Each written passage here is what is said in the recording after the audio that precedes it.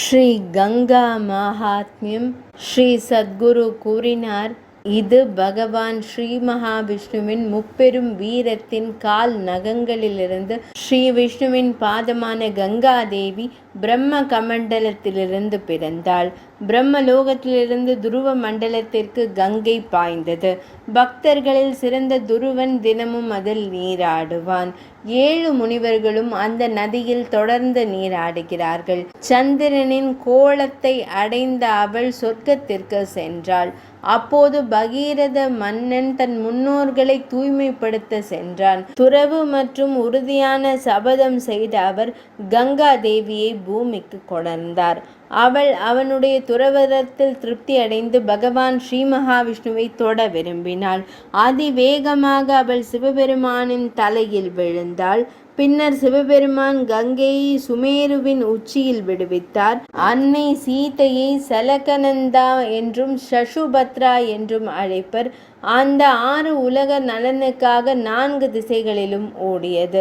இது கடவுள்களின் கடவுளான சிவபெருமானின் திரிசூலங்களை மகிழ்விக்கிறது. அதனால்தான் அவள் உலகத்தில் தலகானந்தா என்று அழைக்கப்படுகிறாள். அவள் ஜன்னு முனிவரால் கோபத்துடன் குடிக்கப்பட்டு அதன் பிறகு அவரது திருச்செவிகளிலிருந்து தரையில் விழுந்தாள். இதனால் ஜன்னு மகரிஷியின் திருமகளாகி ஜானவி என்ற திருநாமம் கொண்டு அழைக்கப்பட்டாள் கங்கை. மற்றும் பகீரத மன்னனின் வழியை பின்பற்றி அவள் எப்போதும் இமயமலையின் உச்சியில் தன் தோழிகளுடன் விளையாடினாள். இதில் அமர்ந்து நன்கு விளையாடினாள். ஆற்றங்கரையில் வாழ்ந்த துறவு நிறைந்த முனிவர்கள் இதில் கலந்து கொண்டனர். சூரர்கள் மற்றும் அசுரர்கள், சித்தர்கள், யக்ஷர்கள், வித்யாதரர்கள் மற்றும் பலர்.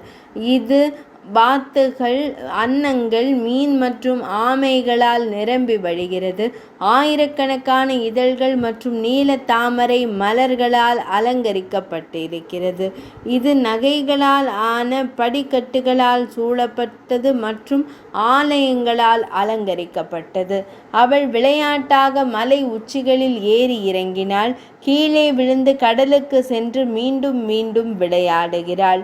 இனிய சப்தத்தோடும் சங்கிலியின் ஓசையோடு சுபமாக இருந்தது. மகான்களை கேட்ட மகிழ்ச்சியில் அலைகள். மந்தாகினி தேவி சொர்க்கத்தில் உள்ள விஷ்ணுவின் பாதம் கேதாராவின் பகுதியை அடைந்த அவர் பதரிகாவின் துறவரத்தை அடைந்தார். உலகத்தை தூய்மையாக்கும் வாலகந்தா நதி அங்கே பிரகாசிக்கிறது. அவள் நர மற்றும் நாராயண முனிவர்களாலும் நாரத முனிவர் மற்றும் பிறராலும் நன்கு நீராட்டப்பட்டாள். அங்கு தினமும் நீராட வரும் முனிவர்கள் இறைவனை போற்றுகின்றனர்.